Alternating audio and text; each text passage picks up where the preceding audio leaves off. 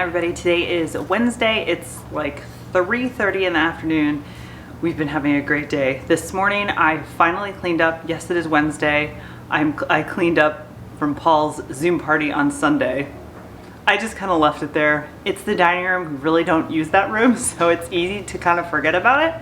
So I finally went in there and cleaned, and then I'm continuing with my zone cleaning. It's kind of Fly Lady system-ish-esque, but I've Missified it.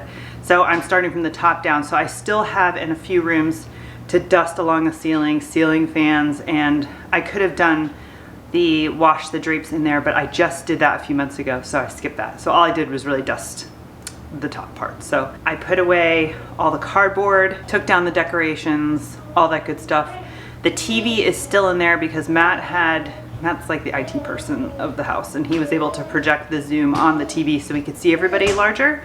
So he needs to put that away. I have absolutely no idea where that goes, and I'm not even gonna try to move that. But tonight for dinner, we're making, it's Wednesday, another Impossibly Easy recipe by Betty Crocker. And I'm going to be doing the easy chicken and broccoli pie. I cannot seem to make any of these without modifying it somehow. So the only modification I think I'm gonna do is, sorry, I swear, in like 5 seconds, he can get from over there to Mosley's water bowl. Like the one day I was sitting in here doing the dishes, and I was like, man, Mosley is so thirsty, he's drinking.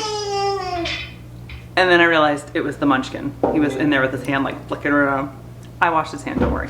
But anyway, so he's still playing with the dog bowl. I don't know if you can hear it. It's empty and clean. Anyway, I can't seem to make one of these recipes without doing some kind of modification. I'll link the original one below, but the one thing that it calls for is in a 9-inch glass pan, so there's no stovetop prep to this one. You put in thawed frozen broccoli, a cup of shredded cheese, a cup of cooked chicken or canned chicken in chunks. So I have chicken defrosting now. I'm just gonna cook it in my Instapot real fast. And then onion. So I know that the onion is not gonna get fully cooked, and I don't like my onions to be like kind of raw in dishes like this. So I'm going to substitute it with McCormick's minced onion. I have this in my pantry for when I do it yourself stovetop stuffing, is really the only thing I use it for.